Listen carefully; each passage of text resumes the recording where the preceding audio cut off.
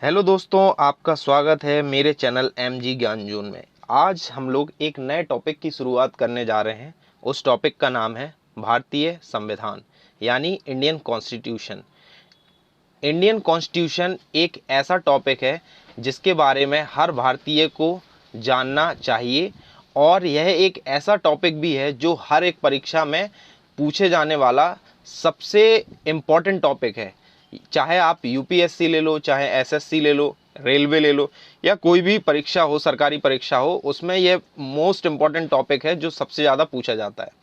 तो आज से हम लोग भारतीय संविधान को भी कवर अप करेंगे। साथ ही अगर आप मेरे चैनल पर नए हैं तो मेरे चैनल को सब्सक्राइब कर लें ताकि आपको और भी अच्छी अच्छी वीडियो नोटिफिकेशन के द्वारा मिलती रहें। ठीक है, तो चलिए स्टार्ट करते हैं।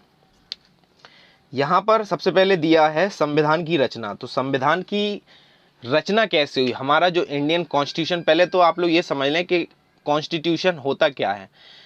कॉन्स्टिट्यूशन यानी संविधान एक ऐसा एक लिखित किताब होती है जिसके अंदर किसी देश को चलाने का पूरे रूल एंड रेगुलेशन लिखे होते हैं।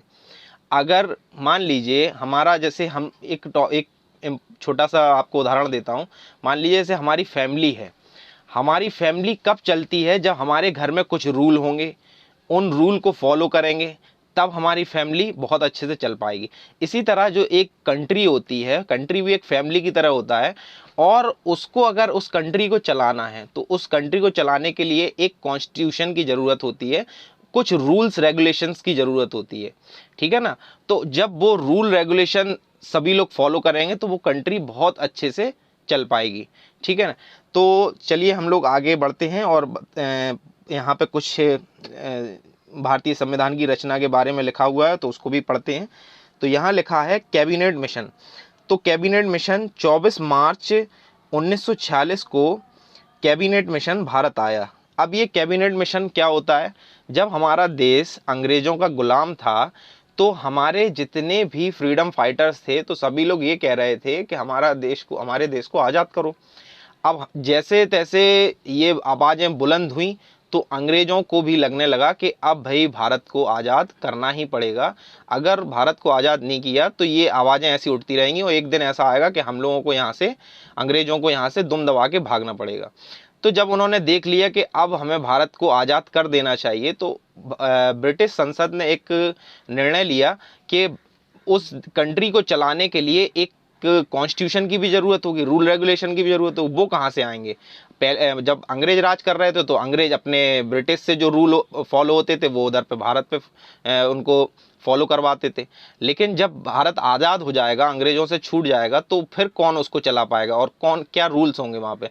तो उन रूल्स को बनाने के लिए ब्रिटिश संसद ने एक तीन सदस्यीय टीम को भारत में भेजा जिसको बोला जाता है कैबिनेट मिशन। तो ये कैबिनेट मिशन 24 मार्च 1946 को भारत आया और इसके जो सदस्य थे वो कौन कौन थे? Lord Pethick Lawrence. कौन कौन थे? Lord Pethick Lawrence, Sir Stafford Cripps तथा AB अलेक्जेंडर। ये जो कैबिनेट मिशन था, जो ये ब्रिटिश संसद द्वारा भेजी गई टीम थी उसको क्या कहते हैं, कॉन्स्टिट्यूशन को बनाने के लिए, उस टीम में कितने लोग शामिल थे? 3 लोग शामिल थे। और वो टीम जो भी मिशन आया, कैबिनेट मिशन आया था भारत, उन टीम में जो लोग थे उनके नाम थे Lord Pethick Lawrence, Sir Stafford Cripps और AB अलेक्जेंडर। ये वो 3 लोग थे जो कैबिनेट मिशन का हिस्सा थे। राइट, चलिए आगे बढ़ते हैं। आगे लिखा हुआ है कैबिनेट मिशन के प्रस्तावों में एक प्रस्ताव संविधान सभा के गठन का भी था। अब देख लीजिए, ये जो लाइन मैंने पढ़ी है ये बहुत से लोगों को ना समझ में आए तो मैं आपको बता दूं कि संविधान सभा क्या होता है। तो जब भारत में कैबिनेट मिशन आया, जो 3 सदस्यीय टीम आई, तो उसने ये निर्णय लिया कि भारत में एक संविधान बनना चाहिए, एक कॉन्स्टिट्यूशन बनना चाहिए। कॉन्स्टिट्यूशन कब बनेगा और उसको बनाएगा कौन? तो उसके लिए एक और टीम गठित करनी चाहिए। ठीक है ना? तो उस टीम को बनाने के लिए उस टीम ही का नाम उन्होंने क्या दिया? संविधान सभा रखा। ठीक है ना? उस टीम को, जो टीम तैयार की जा रही थी, किसके द्वारा? कैबिनेट मिशन के द्वारा। उस टीम को नाम क्या दिया गया? संविधान सभा। ठीक है ना? तो अब आगे पढ़ते हैं। कैबिनेट मिशन योजना के अनुरूप संविधान सभा के सदस्यों का चुनाव प्रांतीय विधानसभा के सदस्यों द्वारा अप्रत्यक्ष रूप से किया गया। प्रांतों से प्रतिनिधियों की संख्या का निर्धारण प्रति 10 लाख की जनसंख्या पर एक प्रतिनिधि के हिसाब से किया गया था। जैसा कि अब आप लोग यहाँ देखेंगे कि मतलब उन्होंने ये कहा, जो कैबिनेट मिशन था, कि एक संविधान सभा बनाई जाएगी, एक टीम बनाई जाएगी यहाँ पर, और उस टीम के सदस्य कौन होंगे। ये भी एक बड़ा मन को विचलित करने वाला प्रश्न था कि भाई उस टीम के सदस्य कौन बनेगा। तो उस टीम के सदस्य उन्होंने इस तरीके से निर्णय लिया कि जितने भी भारत में जितने भी प्रांत हैं, प्रांत मतलब जो रियासतें हैं, मतलब उस समय जब भारत आज़ाद होने वाला था तो उससे पहले क्या होती थी, छोटे छोटे राजा रजवाड़े होते थे भारत में, ठीक है ना। हर एक प्रांत में, हर एक जगह पर छोटे छोटे राजा रजवाड़े होते थे, जिसको देसी रियासतें बोली जाती हैं, ठीक है। कुछ जगहों पर अंग्रेजों द्वारा चुनाव कराए जाते थे।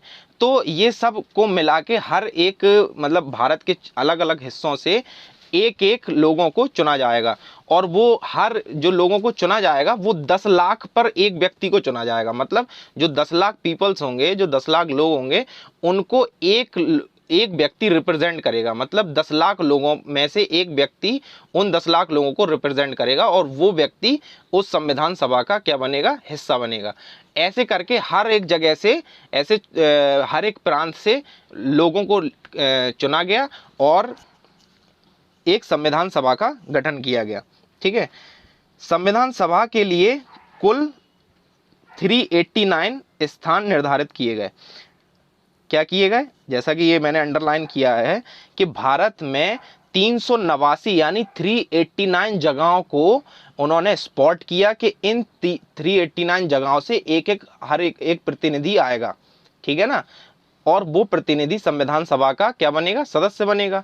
और हर एक प्रतिनिधि 10 लाख पीपल्स को क्या करेगा, रिप्रेजेंट करेगा, 10 लाख लोगों को रिप्रेजेंट करेगा, ठीक है। तो उन 10 लाख लोगों में मतलब हर एक 389 जगहों में से चुनी गई, और उन जगहों में से एक एक व्यक्ति को बुलाया गया। कितनी जगह चुनी गई थी भारत में, 389, ठीक है। जिसमें से प्रांतों में 292 सदस्यों, ठीक है, प्रांतों में 292 सदस्य, देसी रियासतों में 93 सदस्य तथा कमिश्नरी क्षेत्रों से 4 सदस्यों को लिया जाना था। भारत में उस समय क्या था कि कुछ प्रांत थे, प्रांत में मतलब यही कह लो कि मतलब वहाँ अलग अलग भारत के अलग अलग एरियाज में से 292 लोग अलग लिए गए।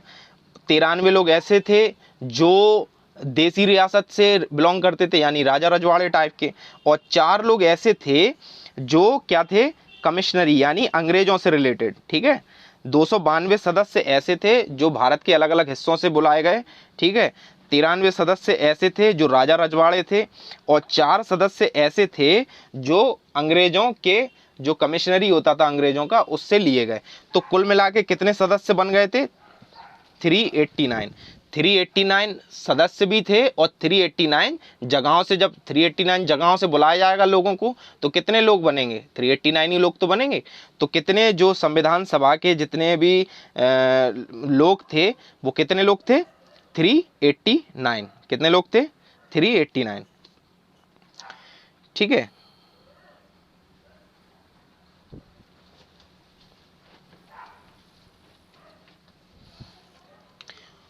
कुल आगे बढ़ते हैं। कुल 296 स्थानों के लिए चुनाव हुए। कितने स्थानों के लिए चुनाव हुए, अब सब जगह से लोगों को चुन लिया गया, भारत के अलग अलग जगहों से 389 जगहों से लोगों को एक एक करके चुन लिया गया। अब चुनने के बाद भी उनमें क्या हुए, चुनाव हुए, ठीक है ना। तो कितने स्थानों पर चुनाव हुए, 296। कितने स्थानों पर चुनाव हुए, 296 स्थानों पर क्या हुए, चुनाव हुए। जिसमें से 208 स्थान कांग्रेस को तथा 73 स्थान मुस्लिम लीग को मिले, ठीक है ना। अब जब चुनाव हुए तो चुनाव होने के बाद 208 जो सीटें थीं वो किसको मिली, कांग्रेस को मिली, और 73 सीटें किसको मिली, मुस्लिम लीग को। किसको मिली, मुस्लिम लीग को।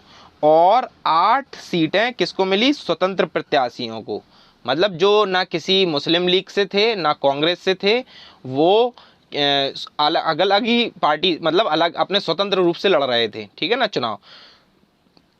फिर से समझ लीजिए आप, 389 जगहों से लोगों का प्रतिनिधित्व जो भी कर रहे थे उन लोगों को बुलाया गया, फिर उनको चुनाव में खड़ा करवाया गया।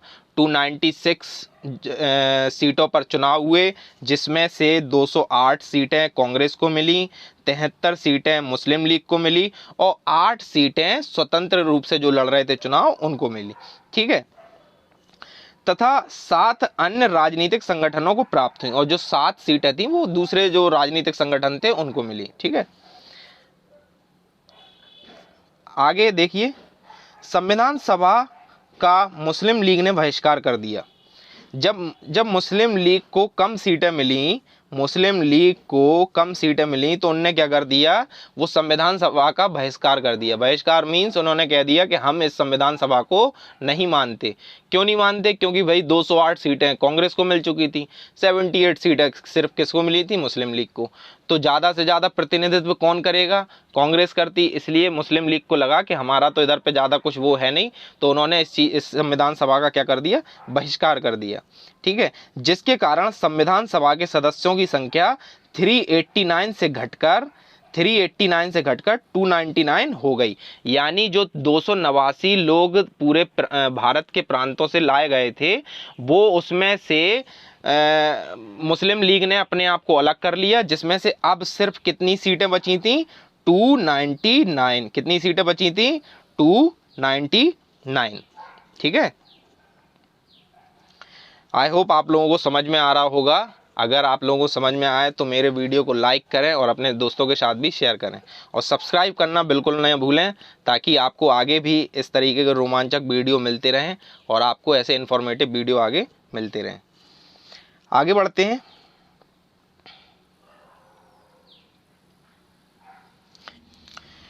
नौ दिसंबर 1946 को संविधान सभा की प्रथम बैठक हुई, ठीक है। अब कितनी सीटें बची थी? 299 सीटें बची थी। अब जब मुस्लिम लीग भारतीय संविधान सभा से अलग हो गई तो 299 सीटें बची, यानी 299 लोग अब संविधान सभा के सदस्य बचे। फिर 9 दिसंबर 1946 यानी 9 दिसंबर 1946 को जो संविधान सभा थी उसकी प्रथम बैठक हुई, ठीक है ना। उसकी बैठक हुई और उस बैठक में सबसे पहले जो अस्थायी अध्यक्ष थे ना, मतलब जो जब संविधान सभा की सबसे पहले जब चुनाव हो चुके थे, चुनाव होने के बाद अब संविधान सभा बन गई है, अब संविधान सभा की बैठक भी तो होगी, जब भी तो निर्णय लिए जाएंगे कि क्या रूल होने चाहिए क्या नहीं होने चाहिए। तो सबसे पहले उसकी बैठक कब हुई? 9 दिसंबर 1946 को।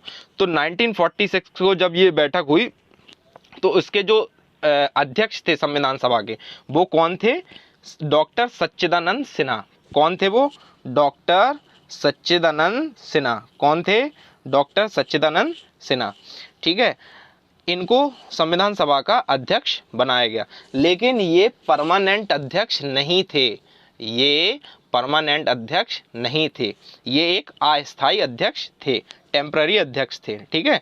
11 अब 2 दिन बाद 9 दिसंबर को एक मीटिंग हो गई, अब 2 दिन बाद मीटिंग होगी 11 दिसंबर 1946, 11 दिसंबर 1946 को डॉक्टर राजेंद्र प्रसाद को सभा का स्थायी सदस्य चुना गया, ठीक है। डॉक्टर राजेंद्र प्रसाद के बारे में तो आप सभी लोग जानते होंगे, जो हमारे भारत के प्रथम राष्ट्रपति थे। भारत जब आज़ाद नहीं हुआ था तो जब संविधान सभा बनी तो संविधान सभा के जो स्थायी अध्यक्ष चुना गया ना, वो किसको चुना गया था? डॉक्टर राजेंद्र प्रसाद को। किसको चुना गया? डॉक्टर राजेंद्र प्रसाद को। यानी सच्चिदानंद सिन्हा को सिर्फ 2 दिन के लिए रखा गया, 2 दिन के बाद उनको क्या कर दिया गया? हटा दिया गया अध्यक्ष पद से, और किसको अध्यक्ष बनाया गया? डॉक्टर राजेंद्र प्रसाद को, ठीक है। BN राव को संविधान सभा का संवैधानिक सलाहकार नियुक्त किया गया। BN राव जी थे, उनको संविधान सभा का क्या? संवैधानिक सलाहकार, मतलब जो भी संविधान में जो भी सलाह देने की बात होगी वो कौन करेंगे? हमारे BN राव साहब को ये रिस्पॉन्सिबिलिटी सौंपी गई। किनको? BN राव। किसको सौंपी गई? यानी संविधान सभा का सलाहकार किसको नियुक्त किया गया? BN राव जी को।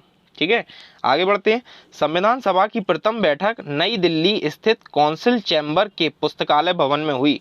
ठीक है, जो संविधान सभा की प्रथम बैठक हुई थी ना, वो कहाँ पे हुई थी? नई दिल्ली स्थित कौंसिल चैम्बर के पुस्तकालय भवन में हुई थी। कहाँ पर हुई थी? नई दिल्ली स्थित कौंसिल चैम्बर के पुस्तकालय भवन में हुई थी। ठीक है, जिसे अब कॉन्स्टिट्यूशन हाता कहा जाता है। चलिए आज का टॉपिक यहीं ख़त्म करते हैं, क्योंकि वीडियो काफ़ी लेंदी हो जाएगा। अगर आपको मेरा वीडियो पसंद आया हो तो प्लीज़ लाइक करें, सब्सक्राइब करें और अपने दोस्तों के साथ शेयर भी करें।